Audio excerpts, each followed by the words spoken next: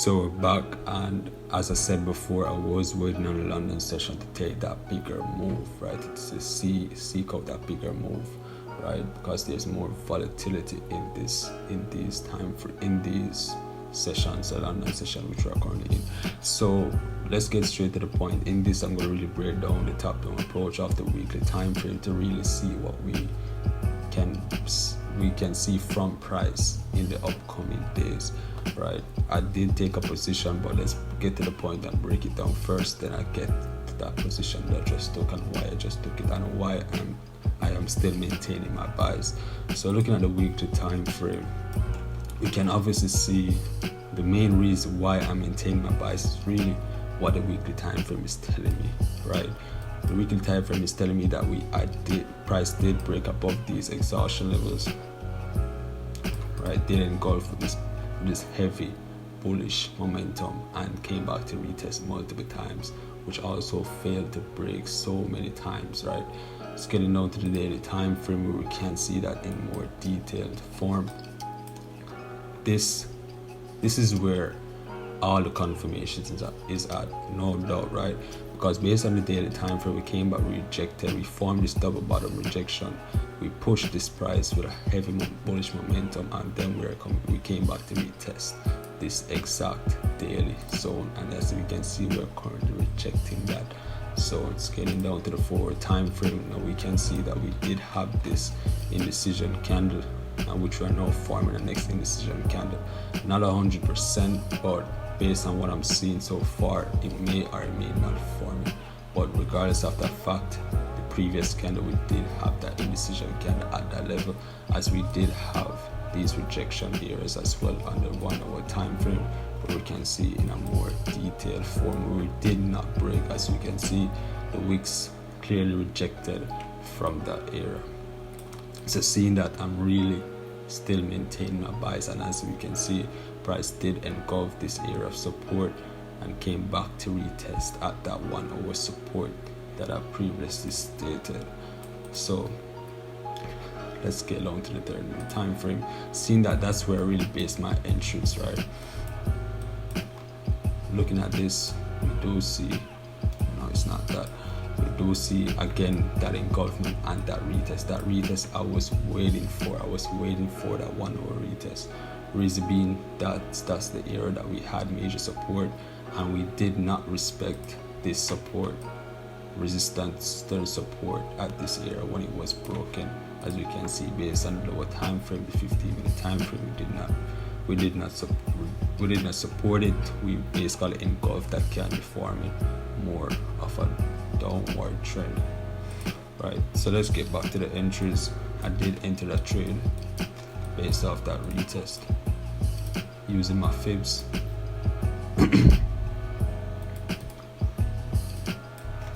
So I did enter that trade with my stops at the 78.6. I did enter it off the 61.8 with my stops at the 78.6. Let me just take out these prices. So my entries were here.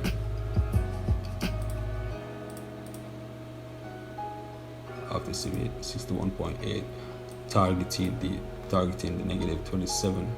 Well, I'm targeting the overall negative 61.8 projection, which my stops, as I'm 1 pip before I reach my target, my stops will be placed 1 pip, 10 pips below this target, and then targeting this negative 61.8.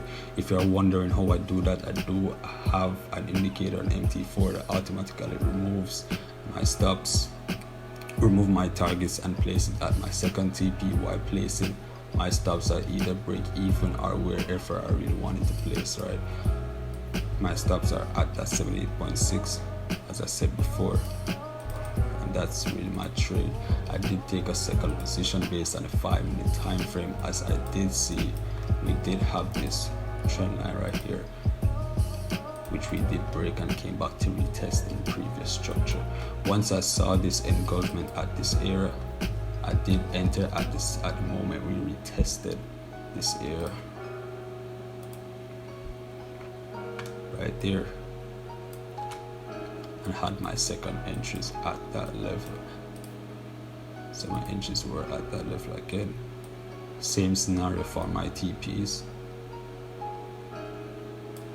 and my stops at the same stops that I had before. As we can see, we were in drawdown and we're now currently in small profits. So what I'm really waiting for is, let's come back in a couple of hours and see where price is really at. My risk to reward is at a 6, basically a 6.5 to 1 risk to reward for my second entry. And I really can't see the first entry, but let's come back in a couple of hours and see where we're at in this trade. That's my weekly top-down approach and my projections for the week, as I'm still maintaining my bullish positions. Back, and we do realize that I did get stopped out of this move as we failed to maintain our entry where the key support was at, as we did have these rejections in the previous pass, and as I said, we did fail to maintain that support here, but that's just what it is, right? I really was emotionally detached from this move, and that was the greatest thing, because I followed my risk management, I followed my discipline. I did take a L, but at the same time, my risk management saved me right there. I didn't violate any of my rules, so I came out on the other side great, right?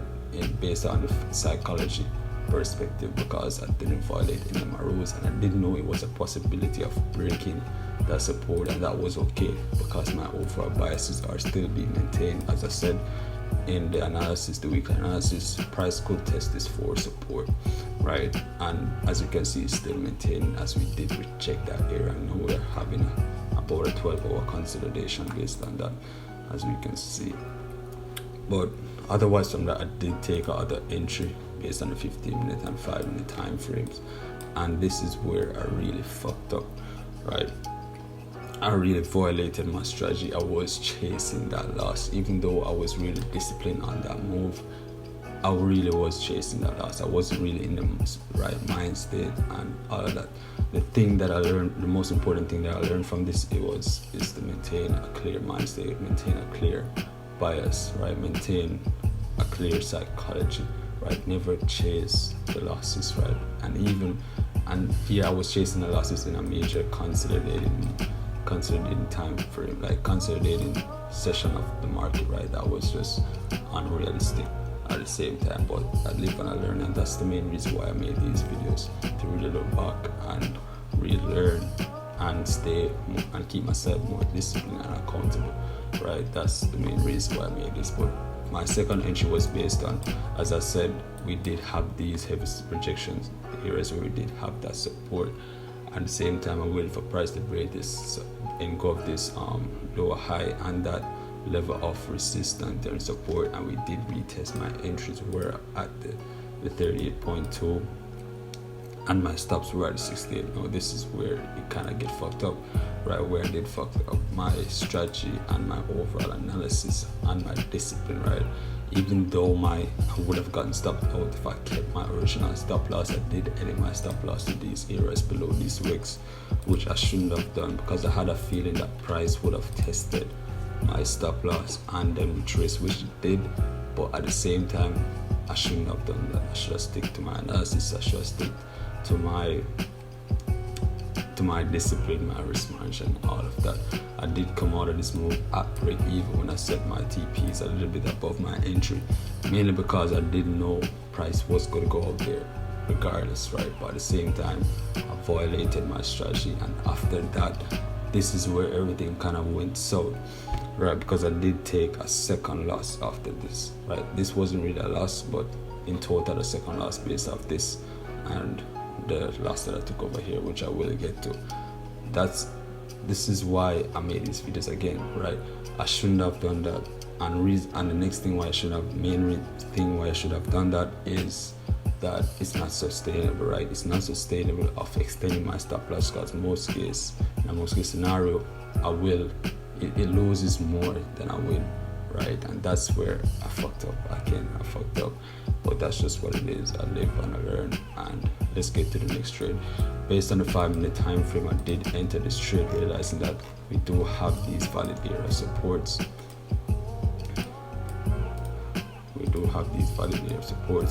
and I'm waiting for price to test this area and then break above so I can get the same entry that I did in the past, which I did get stopped out of, right?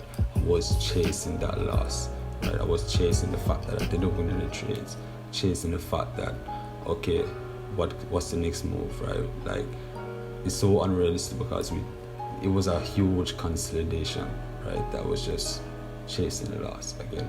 So I did break above this. I tested this area and then I set my TPs based off that. I did set my TPs to the 61.8, right, at these projection areas. But the thing is, I did get stopped out because I did take it up to 23.6 and my stops were at the 50%, right? That again, you live and you learn, right? I did set my stop loss and etc. I did stay disciplined to that trade as it regards to my trading plan, but the end of the day is reason why I did fucked up on this move. I was chasing a loss. I was chasing the fact that I didn't stay disciplined to my move. So what's the next move? Can I get some profits, squeeze some profits out of this 5-minute consolidation? And that was just the wrong move. What I should have done was just waited for price to really come out of this consolidation zone that we do have right here. But that's just what it is, and see you guys on the next trade. But there's a tons of lessons I learned from this, and that's the most important thing. That is just as important as making profits, right? The losses are just as important as the wins. We'll see you guys on the next trade, and that's it.